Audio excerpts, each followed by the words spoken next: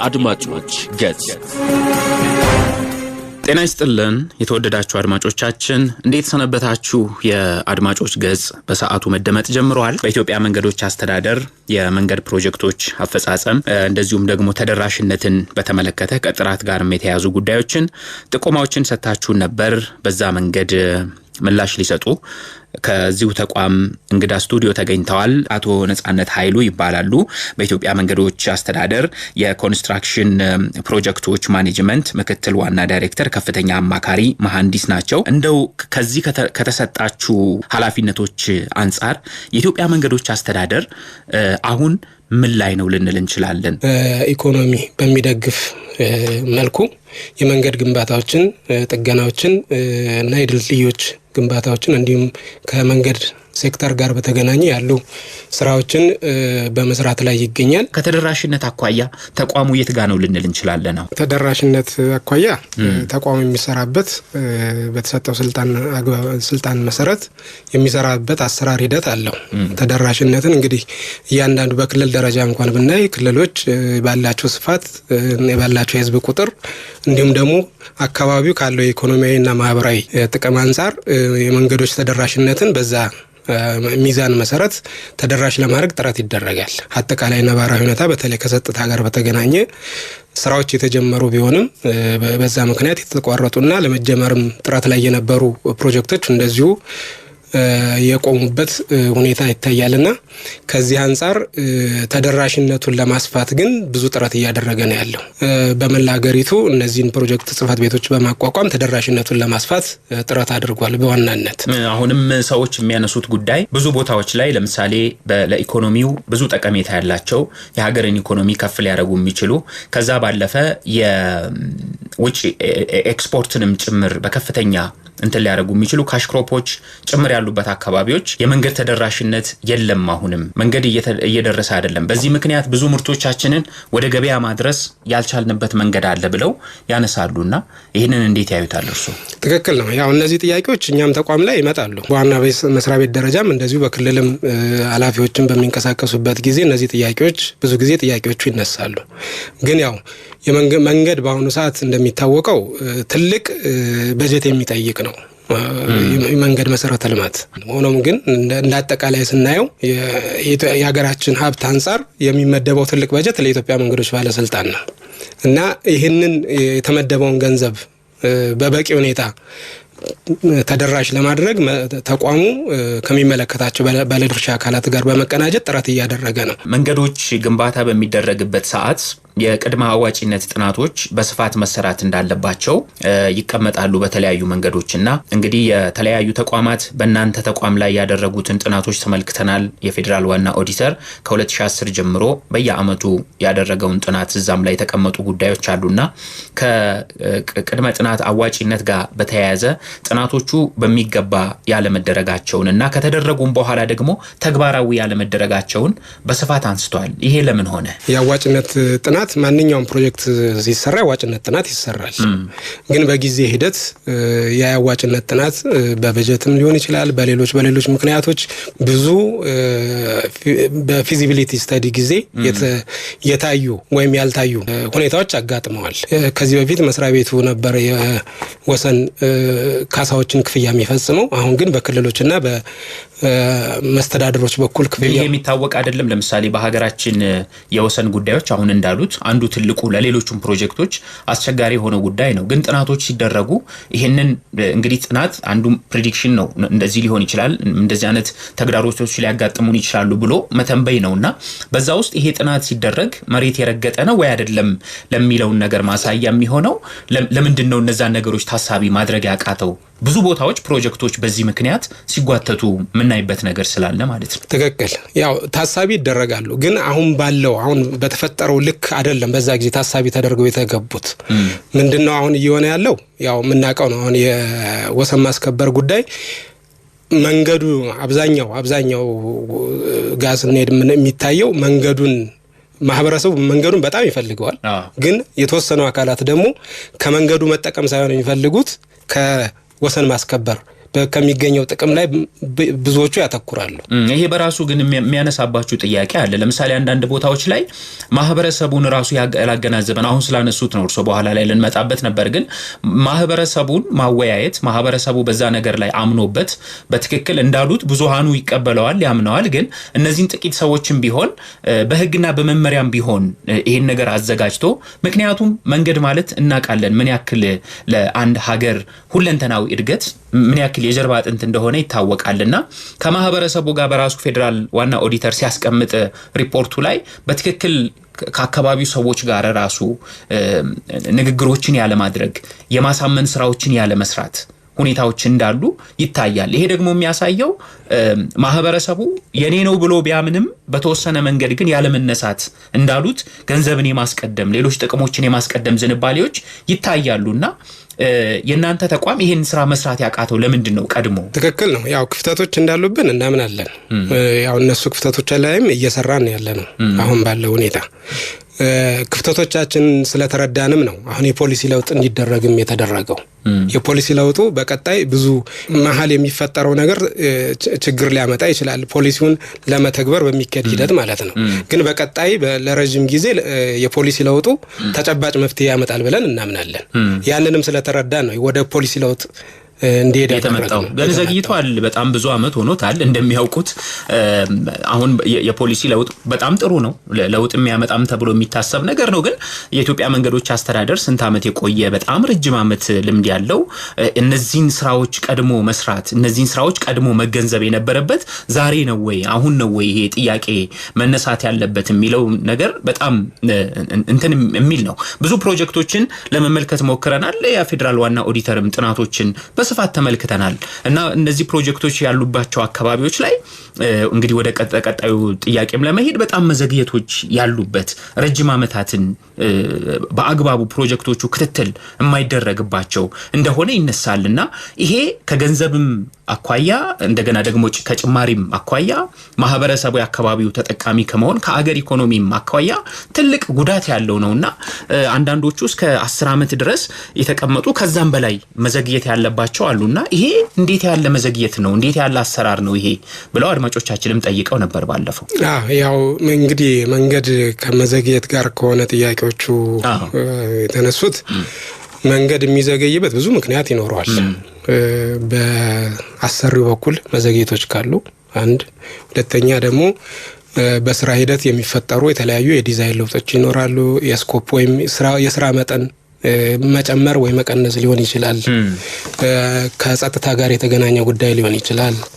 እንደዚሁም ደግሞ ከራይት ኦፍ ዌይ ከወሰን ማስከበር ጋር የተያያዙ በጣም በተለይ በአሁኑ ሰዓት በሰፊው እየታየ ያለው ቀደም ያነሳ ነው በራይት ኦፍ ዌይ ምክንያት መንገዶች የሚዘገዩበት ሁኔታ አለ። ሌሎችም የሚዘገዩበት ይሄ ደግሞ አጠቃላይ ከበጀት ጋር የተያዙ ጉዳዮች አሉበት። አሁን የበጀት ዘርፈ ብዙ እንላለን። አቶ ነጻነት አሁን እኮ የተያዙን ፕሮጀክቶች ገንዘብ የተቀመጠላቸው ሁሉ ነገር የተጠናቀቀላቸው ፕሮጀክቶች ጭምር ቀደም ባነሷቸው የወሰን ማስከበር ወይንም አሁን ለምሳሌ ጸጥታውን ምንል የሆኑ አካባቢዎች ልንሰጠው እንችላለን። ከዛ ውጪ ያሉ ቦታዎች ግን የጸጥታም ችግር የሌለባቸው አካባቢዎች በፕሮጀክቶች መዝረክረክ ምክንያት ቁጥጥር ባለመደረግ ምክንያት ፕሮጀክቶች እየተጓተቱ እንዳለ እነዚህ ጥናት ያደረጉ ተቋማትም ህዝቡም በየጊዜው የሚያነሳው ጉዳይ ነውና አሁን ወደ ሆነ ጉዳይ ምን ወስደው ነው ወይ በእናንተ በኩል ይሄ ነገር በትክክል በቁጥጥር ቢደረግ ኖሮ ይሄንን ያክል ክፍተቶች ይኖራሉ ወይ የሚለው ነው። ትክክል። ያው እንደ ተቋም ክፍተቶች እንዳሉብን እናምናለን። እነሱ ላይም እየሰራን ያለ ነው። በምን መልኩ ነው አሁን ያለውን የጊዜ መራዘም የዋጋ የፕሮጀክት ዋጋ መራዘም እንደዚሁም ደግሞ ከዚህ ጋር ተያያዥ ሆኑ ተለዋዋጭ ሆኑ በተለይ አሁን በአሁኑ ሰዓት ያሉ በክልል በከተሞች ያሉ ፍላጎቶች አሉ። ተጨማሪ ስራ በመጣ ቁጥር ደግሞ ተጨማሪ ጊዜ ይፈልጋል። እሱም በራሱ እኮ አሁን ጥያቄ የሚያስነሳ ነው። እውነት ለመናገር የዲዛይን ጉዳይ ብዙ ቦታ አይደለም ይከለሳል። የዲዛይን ክለሳዎች ይደረጋሉ። ያ የራሱ ኮስት አለ ለዲዛይኑ። እንደገና ተጨማሪ በጀት ራሱ ለመንገዱ ስራ ደግሞ የሚጠይቁ መንገዶች አሉ። ቀደም ሲል ስናነሳው የዚህ የቅድመ ጥናት ሁኔታ ምን ያክል መሬት የረገጠ ነው፣ ምን ያክል ፕሮፌሽናል ነው፣ ምን ያክል ከጥቅም ግጭትስ ነፃ የሆነ ነው የሚለውን ነገር እዚህኛው ጋር ማምጣት እንችላለን። ምክንያቱም ብዙ መንገዶች የዲዛይን ክለሳ ይደረግባቸዋል። ያ መጓተትን ይፈጥራል፣ የበጀት ብክነትን ይፈጥራል። ይሄ ሁሉን ነገር ይሄ ተቋም መፍታት ያልቻለው ለምንድን ነው መፍትሄ ማስቀመጥ ያልቻለው? በመሰረቱ በኢንጂነሪንግ ፕሪንሲፕል ጥንቅቅ ያለ ነገር ማምጣት ከባድ ነው። መቼም ምንም የሌለበት ኤስቲሜሽን ነው የሚሰራው። ሁሉም ነገር ኤስቲሜት ይደረጋል፣ አሳምሽኖች ይቀመጣሉ። እነዛ አሳምሽኖች በወቅቱ የተቀመጡት አሳምሽኖች እስከተወሰነ ጊዜ ድረስ ትክክል ሊሆኑ ይችላሉ። ግን አሁን ባለው ዳይናሚክስ ግን ተለዋዋጭ ሁኔታዎች ብዙ አሉ። አሁን ብዙ ቦታዎች ላይ ብዙ ፕሮጀክቶች ላይ ያጋጥማል ይሄ ነገር። በነገራችን ላይ የኦዲተር ጥናቶች ናቸው እነዚህ የሚያስቀምጡት። እንዳሉት ሙያው የራሱ የሆኑ የሚመጡ ነገሮች፣ የሰዎች ፍላጎት፣ ሌሎች ነገሮች ይመጣሉ። ግን በዚህ ልክ በብዛት ብዙ ፕሮጀክቶች ላይ መከሰት ነበረበት ወይ ነው? ትክክል ነው። የለበትም። ቀደም ብያለሁ፣ አድሚት አድርጌያለሁ። አሉ ችግሮቹ አሉ። ያንን ለማስተካከል ከምንድን ነው የሚጀምረው? ከባለሙያ ጥራት፣ ተቋሙ ካደረጃጀት፣ አሁን ያሉ ቴክኖሎጂዎችን ከመጠቀም። እንግዲህ ቴክኖሎጂ በጣም ወሳኝ ነው። ዲዛይን ሪዚሊየንት የሆነ ብዙ ነገሮችን ፈቶ ከ10-15 ዓመት በኋላ ድረስ ወይም እስከ 20 ዓመት ድረስ አንድ መንገድ የሚገነባው እስከ 20 ዓመት ድረስ አገልግሎት ይሰጣል ተብሎ ነው። እነሱን ሁሉ በደንብ ታሳቢ ያደረገ ቴክኖሎጂዎችን ለመጠቀም ጥረት እየተደረገ ነው ያለው። ጥረት መደረግ ሳይሆን ይሄ እኮ ረጅም ዓመት የቆየ በጣም ትልቅ ተቋም ነው። መቼ ነው የሚተገብረው? ይሄንን እነዚህ መዝረክረኮች የሚቀሩት መቼ ነው? ይሄ የብዙ ኢትዮጵያውያን ጥያቄ ነው። በነገራችን እንዳሉት በተቋማዊ አወቃቀር በተቋማዊ ሂደት ውስጥ ያሉ ችግሮች ናቸው። ጥርት ያለ ስራ የሚሰራው መቼ ነው? በባለሙያ በክትትል ስራዎች በሚገባ ነገሮችን አጥርቶ የሚሄደው የኢትዮጵያ መንገዶች አስተዳደር መቼ ነው? ይሄ የብዙ ባለድርሻ አካላትን ተሳትፎ ይጠይቃል። በዋናነት ግን የእናንተ ተቋም ነው፣ የእናንተ ቤት ነው በዋናነት። ትክክል ነው። የኛ መንገድ እስከመሆኑ አንጻር እንግዲህ መንገድ አንድ ቦታ ውስን የሆነ ቦታ የሚሰራ ስራ አይደለም። ብዙ ኪሎ ሜትሮችን፣ ብዙ ቦታዎችን፣ ብዙ ኤሪያዎችን ከቨር ያደርጋል። በዚህ መሀል ደግሞ ብዙ አካላት ባለድርሻ አካላት አሉ። ከኢትዮጵያ ኤሌክትሪክ ጋር በተገናኘ ዩቲሊቲዎች አሉ። እነዚህ መስመሮች የተለያዩ መስመሮች አሉ።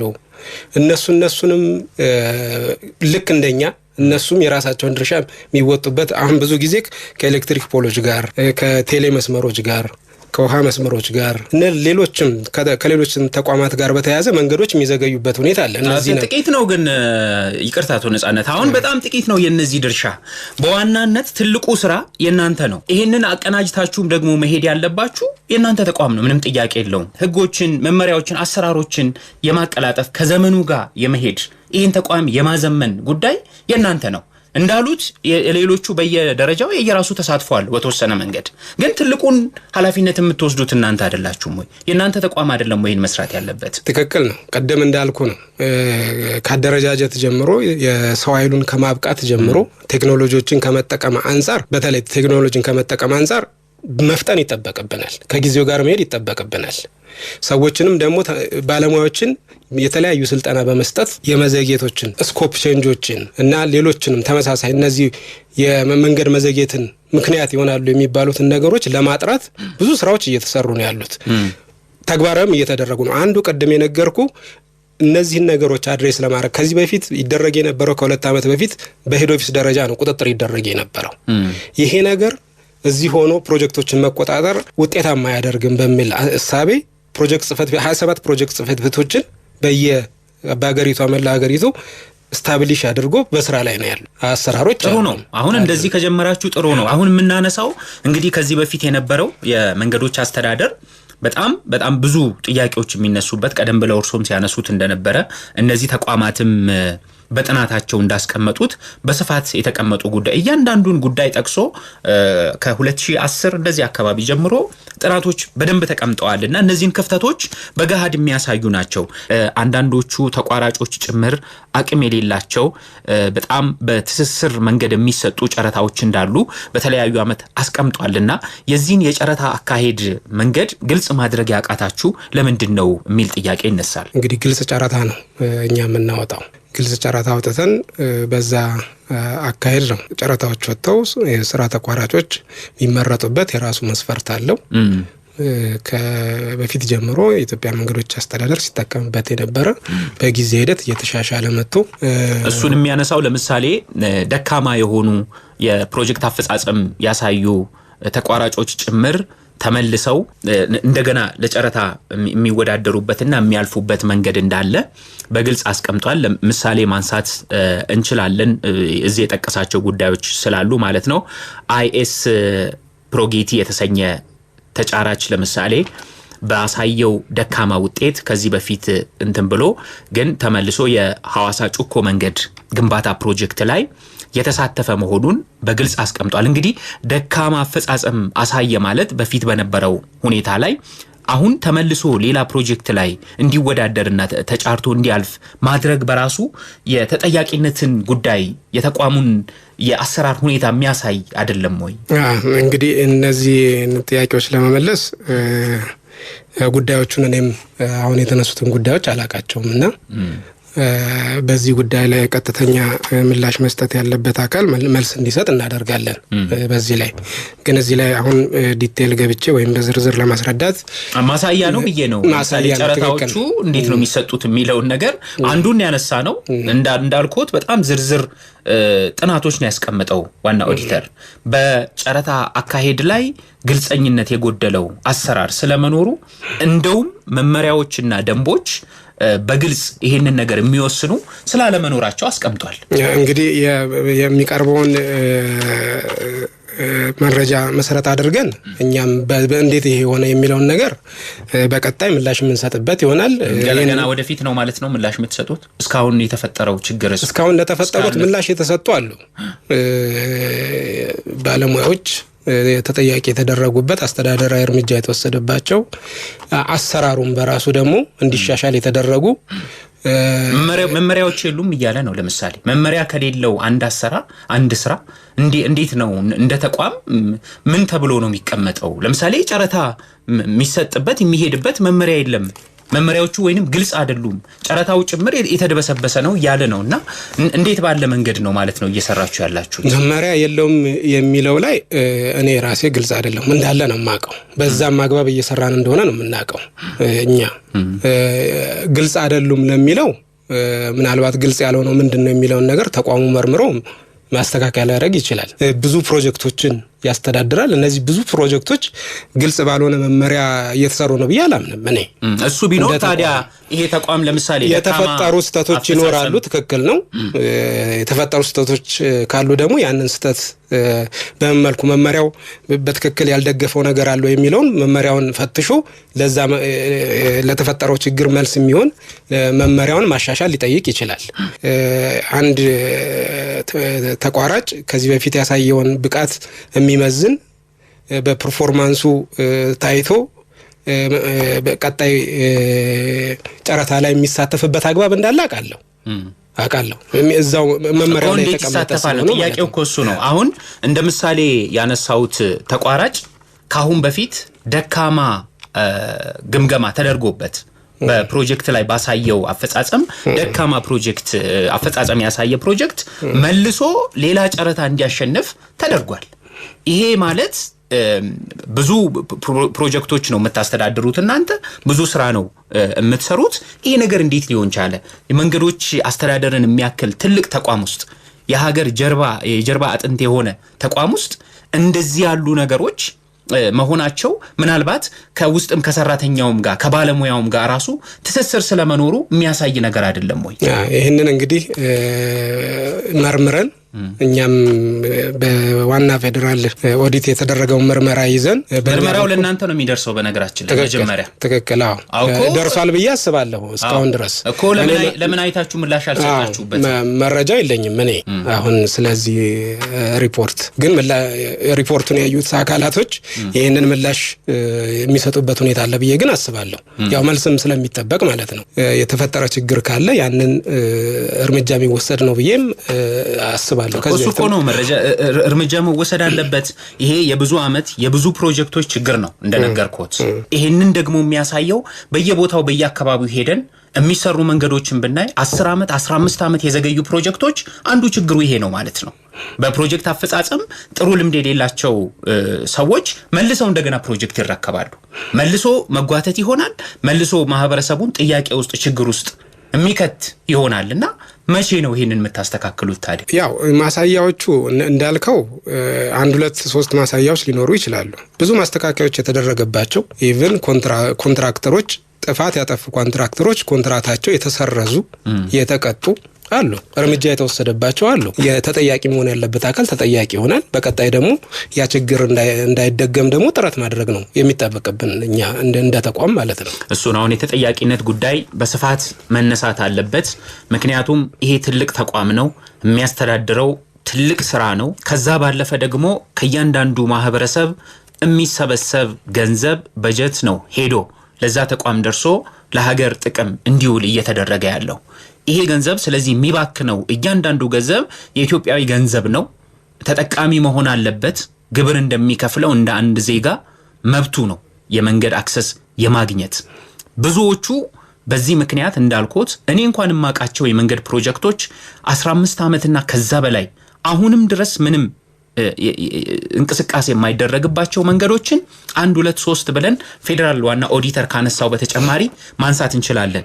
ለማንኛውም እስኪ አድማጮቻችንን ጥያቄዎች ሀሳቦች ደግሞ በቀጥታ ስልክ መስመራችን እንስማና መልሰን እንገናኛለን። ሰላም ለናንተው እንዴት አረፍዳችሁ? ጤና ይስጥልን። ጀና ዳዊ ከአዲስ አበባ አያ በተቋማት የቅንጅት ጉድለት መንገዶቹ በአንድም በሌላ የሚበላሽበት ሁኔታዎችም አሉና ላብን ያ ከኢትዮ ቴሌኮም መብራት ኃይልና ዋና ፍሳሽ ጋር ያላችሁ ቅንጅታዊ መናበብ እንደምን ይመስላል? ከአያት ወደ አራምሳ ሜዳ ላይ በተለምዶ ሳይት 4 የሚባለው ላይ ነው።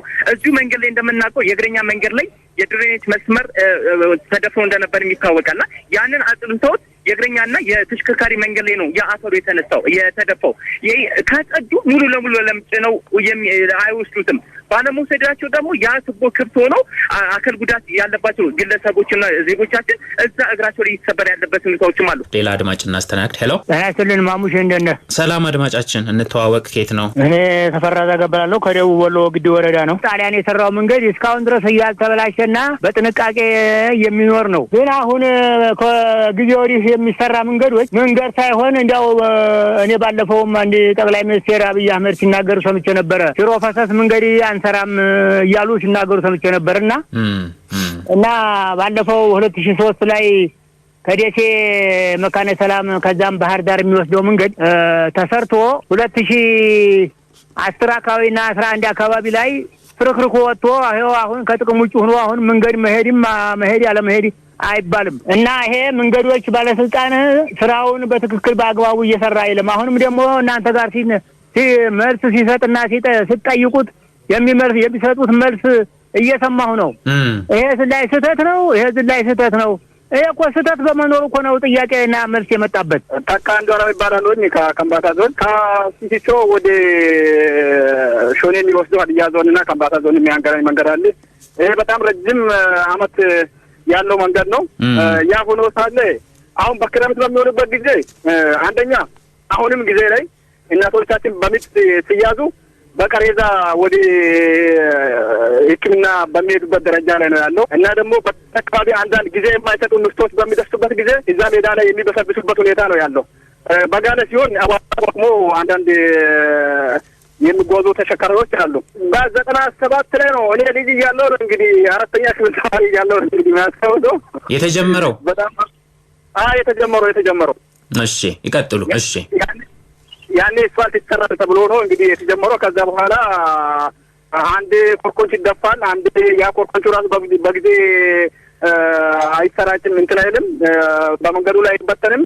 እንዲህ እያለ መንገዶችን የማጥበብና ገና የትራፊክ ግጭትን መንገድ የማልጋት ነገሮች እየተከሰተ ነው። ቅድም እንግዳችን አንድ ማብራሪያ ሲሰጡ ሰምቼው ነበረና የባጀት ችግር አለብን ብሎ ነበሩ። የባጀት ችግር ካለ የተበጀተው መንገዶቹ በጥራት የማይሰሩበት ለምንድን ነው? የባጀት ችግር አለ። የሀገርና የሕዝብ ከሆነ ድረስ እንዴት ነው ታዲያ ባጀት ችግር ያለበት ቦታ ላይ ኮንትራክተሩ ገብቶ ተጫውቶበት የሚወጣው? የኮንትራክተሮች ውል የማድረጊያ እንትን እንዳለ አላውቅም አሉ።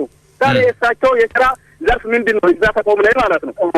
ሁለተኛ ጥያቄ የሚያደርጉ ደግሞ ዋና ኦዲተሩ የደረሰው ደብዳቤ መስሪያ ቤቱ ላይ ደርሶ ይሆናል እንጂ እኔ አላየሁትም ብለዋል።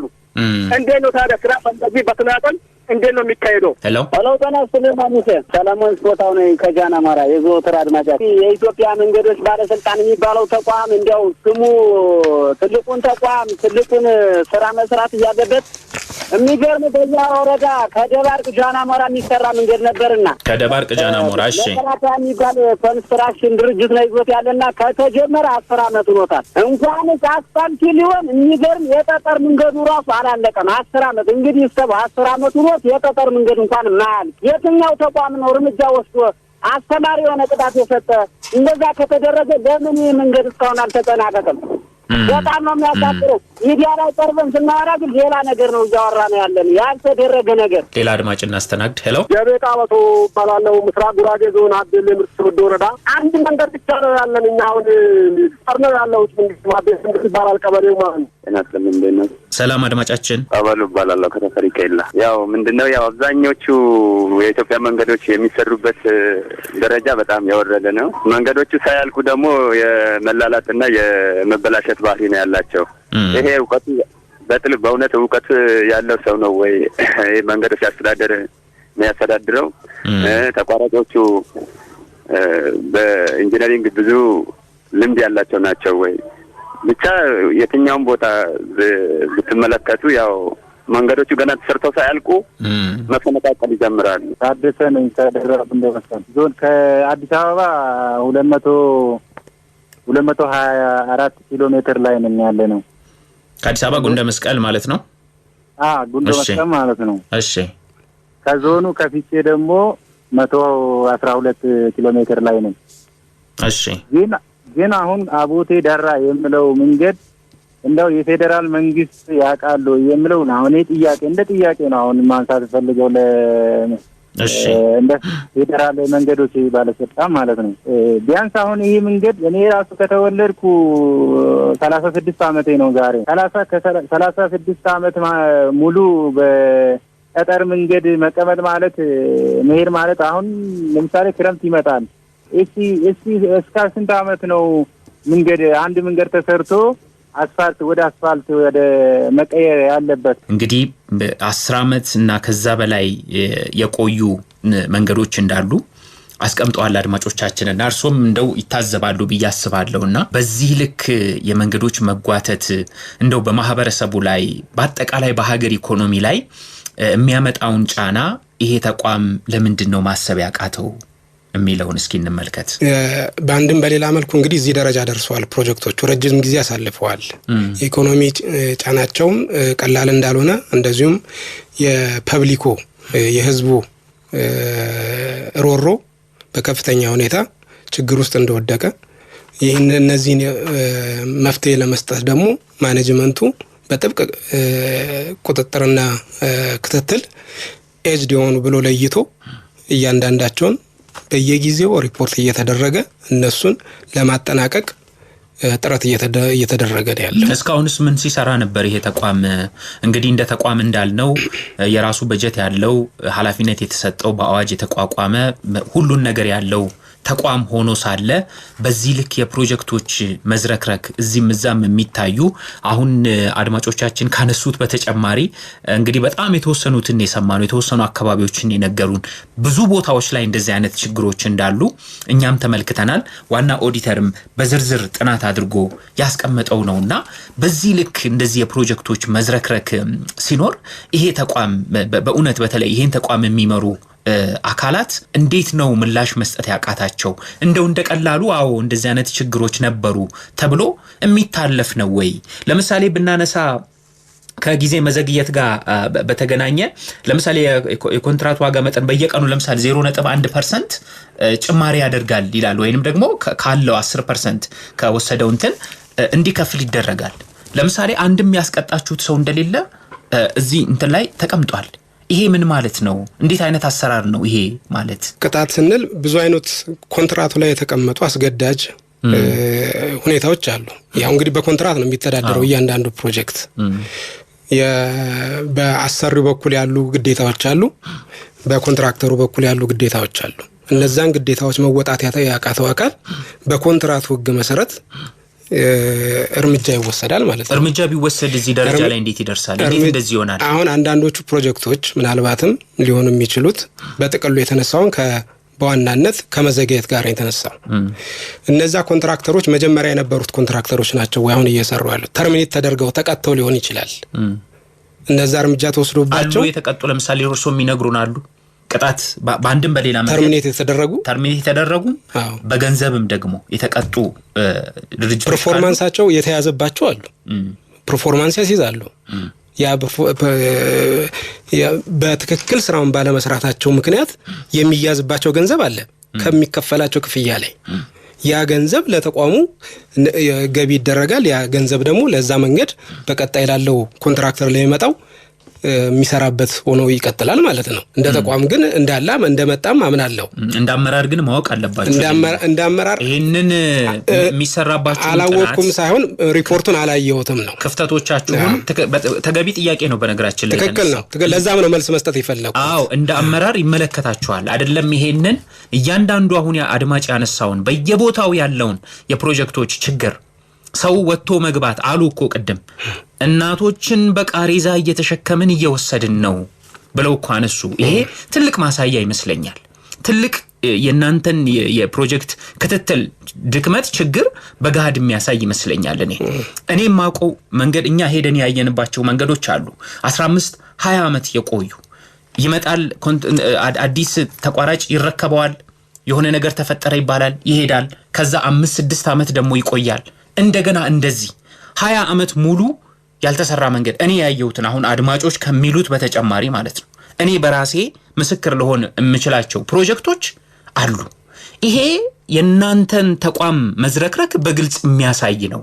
መቼ ነው የሚስተካከለው ነው አሁን የሰውም ጥያቄ እኛም የምናነሳው ተቋማቱም ኦዲት ያደረጉት ይሄንን ነው። መቼ ነው የሚስተካከለው ይሄ ስራ ነው አሁን ጥያቄ። ያው በሂደት እኛ እንደ ኢትዮጵያ መንገዶች አስተዳደር ያሉብንን ችግሮች ህዝቡ የሚያነሳቸውን ባይዘው ከህብረተሰቡ ጋር ከክልል መስተዳደሮች ከቀበሌ ከወረዳ አስተዳደሮች ከከተማ አስተዳደሮች ጋር በጣም ጥብቅ የሆነ ቁርኝት አለ። የላችሁም ይላል ዋና ኦዲተር። ለምሳሌ አንዳንዶቹ መንገዶች ሰውም ጭምር ስላላመነበት እኮ ነው በካሳ ክፍያ በሌሎች ነገሮች ላይ ጥያቄዎች የሚነሱት ግንባታዎች የሚጓተቱት አንድም እሱ ችግር ስላለ ነው። እንመጣበታለን በኋላ ስለ የካሳ ክፍያ ጉዳይ ሳትከፍሏቸው ከአካባቢዎቹ አንስታችኋቸው ሰው ወይ ክፍያ አላገኘ ወይ መንገዱ አልተሰራለት እንደዚሁ የቀረባቸውን ቦታዎች በዝርዝር እንመለከታቸዋለን። እና ከህዝቡ ጋር ሪሊ ቁርኝት አለን ብላችሁ ነው የምታስቡ? እኔ ይህንን ጥያቄ በልኩ ብናየው ጥሩ ነው ብዬ አስባለሁ። እንደ ተቋም ቀደም ነገር ያለው አንዱ ተደራሽ ለመሆን ብለን እነዚህን 27 ፕሮጀክት ጽፈት ቤቶችን እዛ ያስቀመጥ ነው ተደራሽ ሆነናል ብለን ነው የምናስበው። የሚመጣልንን ፊድባክ እዛ ካስቀመጥናቸው ፕሮጀክት ስራ አስኪያጆችም ከኮንትራክተሮችም እንደዚሁ ከአካባቢው ማህበረሰብ የሚመጣልን ጥያቄ በዋናነት አንድም እዛ ቦታ መገኘታችን ለነሱ ትልቅ ነገር ነው። ኦን ስፖት ለሚያነሱት ጥያቄ ምላሽ እንሰጣለን። እንደ ተቋም ግን እንደ ተቋም አሁን ከበጀት ጋር የተያዘ ጉዳይ የሚነሳ ጥያቄ አለ። አንድ ፕሮጀክት በጀት ሊያዝለት ይችላል፣ ትክክል ነው። በየአመቱ ግን የሚያዝልን በጀት አለ እንደ ተቋም። ያ ሙሉን ስራ ማሰራት ይችላል ወይ የሚለው ግን ጥያቄ ውስጥ መወሰድ አለበት። በጀት ጋር በጀትና ጥራት በፍጹም ሊገናኙ አይችሉም። እውነት ለመናገር ጥራት አንድ ስራ በትንሽም ገንዘብ ይሰራ በትልቅም ገንዘብ ይሰራ ጥራቱን ጠብቆ ነው በተቀመጠለት መሰራት ያለበት። እንመጣለን እሱን የጥራት ጉዳይ ላይ በሰፊው የምናነሳው ነው። አድማጮቻችንም ስላሉ ከበጀት ጋር አናገናኘው ብዬ ነው። እሱን ስፔሲፊኬሽን አለ፣ ዲዛይን አለ። በዛ መሰረት ነው መስራት የሚጠበቅበት። ተጨማሪ ወጪ የሚፈልግ ከሆነ ያንን ኮንትራቱ የሚያስቀምጠው ነገር አለ። መዘግየቱም ቢሆን ከበጀት ጋር የሚገናኝ አይደለም። አቶ ነጻነት አንዳንዶቹ ቦታዎች ላይ የዘገዩባቸው ቦታዎች በጀት ተይዞላቸው ቀደም ያነሳውልህ ነው። በጀት የሚያዘው በጀቱ አንድ ፕሮጀክት ለምሳሌ 1 ቢሊዮን ብር ሊሆን ይችላል። በየአመቱ ግን የሚያዝለት ገንዘብ አለ። ያ ገንዘብ ሙሉን ያንን ስራ ማሰራት ይችላሉ በዛ አመት የተያዘለትን እቅድ የሚለው ግን ሌላ ጥያቄ ነው አይደለም። ያንን የሚፈጥረው አንድ መዘግየቱ በኮንትራቱ ምክንያቱም ክፍያዎች እኛ ማንከፍልባቸው ጊዜዎች አሉ 3 ወር ምናምን ታዘገያለ 1 ወር ባዘገየ ቁጥር ያ ኮንትራክተር እኮ በሙሉ አቅሙ አይሰራም ይሄ እንደ መንግስትም እንደ ተቋምም የምናምነው ችግር ነው ያለው ይሄ አንዱ ምክንያት ነው ተጨማሪ ጊዜዎችም የሚሰጥበት አንዱ መነሻ ፖይንት ስለሚሆን ማለት ነው ኢቭን ካሳዎችም ሊያስከፍል ይችላል እንደዚህ አይነት ነገሮች ስለዚህ አንድ ምክንያት ሊሆን ይችላል ግን እንደ ትልቅ ብቻኛ ምክንያት ግን አርገን አንወስደውም አጠቃላይ በሀገሪቱ ውስጥ ያለውን የመንገድ ስራ የመንገድ ሂደት የምትቆጣጠሩት እናንተ ናችሁ ድጋፍ እናደርጋለን በዋናነት የሚቆጣጠረው ግን የክልሉ መንግስት ነው ግን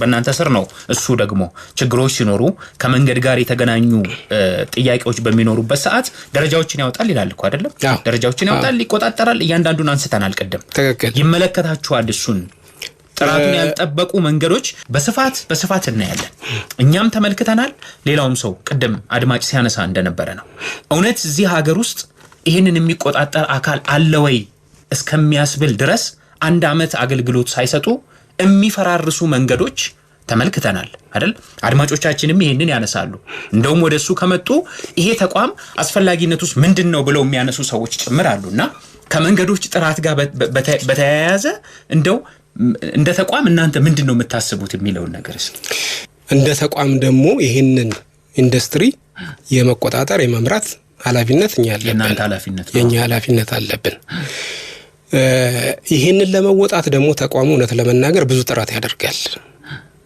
ያደርጋል እንግዲህ ከ171 ኪሎ ሜትር በላይ በዚች ሀገር ላይ አለ አሁን የምናነሳቸው እንትናቸው ተጽኗቸው ከፍተኛ ነው ትንሽም ቢሆኑ ማለት ነው ተጽኗቸው ከፍተኛ ነው ግን ይሄ ሁሉ መንገድ ሲሰራ ይሄ ተቋም ለዚች ሀገር ያበረከተው አስተዋጽኦ ግን እንደቀላል መታየት አለበት ብዬ አላስብም ትክክል ነው ስራው ነው እሱ ሳይሆን ስራችሁ ነው ትክክል በአዋጅ የተሰጣችሁ ገንዘብ ተመድቦላችሁ የምትሰሩት መጠየቅም ጭምር ያለባችሁ ኃላፊነት የተሰጣችሁ ነው ይሄ ተቋም ታዲያ ጥራት ያለው መንገድ ካልሰራ ምን ያደርጋል ምንም የሚሰራው ነገር የለም የተጠየቅንባቸውም የተቀጣናቸውም በባለሙያዎች ላይ እርምጃ በመስሪያ ቤት ደረጃ እርምጃ የተወሰደባቸው አሉ በማን በባለሙያዎች ላይ ቁጥጥር አማካሪ መሐንዲሶችን እንቀጥራለን የታለ ፌደራል ዋና ኦዲተር ይሄንን አላስቀመጠም አላየም ይሄንን እኛ በቀጣይ መረጃ መስጠት ይቻላል ይሄንን ዛሬ እንደዚህ ነው መቼ የተወሰደ እርምጃ ነው እሺ ባለፉት አመታቶች በብዙ አመታቶች ሂደት የተወሰዱ እርምጃዎች አሉ በየቦታው ላይ ባለሙያዎች ከስራቸው የታገዱ አሉ ታውቁታላችሁ ለመሆኑ እሺ ጥሩ ነው እሱ መወሰዱ ጥሩ ነው ግን ለምሳሌ የመንገዶችን ጥራት ባለሙያዎች ሪፖርት ከሚያደርጉላችሁ በስተቀር እንደ ኃላፊ በተለያዩ አካባቢዎች በተለያዩ ቦታዎች በገለልተኛም ጭምር አካል ጥናት በማስደረግ ይሄንን አድርጋችኋል እንደ ኃላፊነት አድርገናል እሺ ምን ላይ ደረሳችሁ ምንድነው የሚያሳየው ኢንቨስቲጌሽኖች የተሰሩባቸው የመንገድ ፕሮጀክቶች አሉ በገለልተኛ ኮንሰልታንት ተቀጥሮ ኢንቨስቲጌሽኖች ተሰርተው ያንን ኢንቨስቲጌሽን ግን መሬት ላይ ለማውረድ የሚጠይቃቸው የራሱ የሆነ ሂደት አለው በምን ምክንያት ነው መንገዱ ፌል ያደረገው ማን ነው ለዛ ተጠያቂው ምን ሚቲጌሽን ሜጀር መወሰድ አለበት የሚሉት ጥናት ተጠንተው ያሉ በሂደት ላይ ያሉ እንዳሉ አቃለው ጥናት ራሴም የተሳተፍኩባቸው እሱ አይደለም ማየው ችግሩ እኮ እሱ ነው አሁን አንተ ለጠየቀኝ ታቋጫለች ስላልከኝ ጉዳይ እናቀዋለን እኛ መንገድ ቁጥጥርን የምናደርገው ቀደም እንዳልኩ ሱፐርቪዥን ኮንሰልታንት ይቀጠራል ከዛ እዛ ደግሞ የፕሮጀክት ጽፈት ቤቶችን አቋቁመናል እሱ አይደለም ነው አሁን ችግሩ መሬት ላይ ያለው እሱ አይደለም እኛም ዞረን ስንመለከት ዋና ኦዲተርም በግልጽ ያስቀመጠው የአድማጮቻችንም ቀደም ያነሱት የሚፈራርሱ መንገዶች ናቸው እየተሰሩ ያሉት አመት ሳያገለግል መንገድ እየፈረሰ ነው ይሄ ሁሉ ገንዘብ ወጥቶበት የተሰራ መንገድ በህዝብ ሀብት የተሰራ መንገድ 1 አመት አገልግሎት ሳይሰጥ እየፈረሰ ነው ይሄ በነገራችን ላይ ሰራተኛውን ብቻ ሳይሆን እናንተም እንደ አመራር መጠየቅ ያለባችሁ ጉዳይ ነው ብዬ ነው ማስበው ይሄንን ያልተቆጣጠረ ኃላፊ ይሄንን ያልተቆጣጠረ ተቋም እዛ ተቋም ውስጥ ምን ያደርጋል ምን ይሰራል ምክንያቱም መሬት ላይ ያለው ነገር በአመት ሳያገለግል የሚፈራርስ መንገድ ነው ያለው ያ ሁሉ በጀት ወጥቶበት ይሄንን ምንድነው መሬት ላይ አሁን ይሄ ተጠየቀ ይሄ ሰው ተጠየቀ ይሄን እርምጃ ወሰድን የምትሉት ነገር ምን አለ አሁን ከዚህ ከሚፈራርሱ ከሚባሉት መንገዶች ጋር በተያያዘ እዛው ኮንትራት ላይ አስገዳጅ ክሎዞች አሉ። አንድ ኮንትራክተር አንድ ስራ በሚሰራበት ሰዓት ለሚሰራበት ብቻ ሳይሆን ዲፌክት ካጋጠመው መልሶ ሊሰራ ውል ግዴታ ገብቶ ነው የሚገባው። መጀመሪያ መንገዱም ካለቀ ካጠናቀቀም በኋላ ካስረከበም በኋላ መልሶ የሚሰራበት ያንን እያደረገ ነው። ስንቶቹ መንገዶች ላይ እሱ ተደረገ እኮ ስንቶቹ አሁን እንደዚህ ብዬ ባለን ቁጥርም ለመናገር ይቸግረኛል። እርሶ እኮ ኃላፊ ነው የተቋሙ። ትክክል። ብዙ ቦታዎች ላይ ግን ዲፌክት አለባቸው ተብሎ ችግር አለባቸው የጥራት ችግር አለባቸው የተባሉት ቦታዎች ላይ ይሄ አስገዳጅ በሆነ መንገድ ይተገበራል። መሬት ላይ ያለው ግን ሌላ እውነት ነው አሁን እያልኩት ያለው። እኔም ያየዋቸው መንገዶች ላይ ፈራርሰው ቀደምም አድማጮቻችን ሲያነሱ በግልጽ ሰምተዋል። ቦታውን መስመሩን ጭምር እየጠቀሱ ማለት ነው። መሬት ላይ እሱ ነው ወይ የሚታየው? አንዳንዶቹ ያው በመደበኛ ፍርድ ቤት አይደለም እነዚህ እንትን የሚታዩት በዓለም አቀፍ ፍርድ ቤት ነው የሚያዙት። በጣም ረጅም ጊዜ ሊወስዱ ይችላሉ። የተፈጠረውን ክፍተት ለመሸፈን ይሞክራል። እንደተባለው ግን ሙሉ ለሙሉ ችግር የለብንም ብሎ መውሰድ አይቻልም። ችግር የለብንም ሳይሆን በጣም የሚታዩ ነገሮች ስላሉ ማለት ነው። ግልጽ የሆኑ በጣም በተጨባጭ አድማጮቻችን ቦታ ጠቅሰው አካባቢ ጠቅሰው ያነሷቸው ነገሮች እኛም ደግሞ እውነት ለመናገር በተለያየ አጋጣሚ በሀገሪቱ ውስጥ ስንዘዋወር የምንመለከታቸው ናቸው። አመት ያልሞላቸው 2 አመት ያልሞላቸው መንገዶች መልሰው ሲፈራርሱ እንደገና ለጥገና ቀደም ባሉት መንገድ ለጥገና መልሰው ሲገባበት ነው የምናየውና ይሄ ብክነት በሀገር ኢኮኖሚ ላይ የሚያደርሰው ጫና ቀላል የሚባል አይደለም።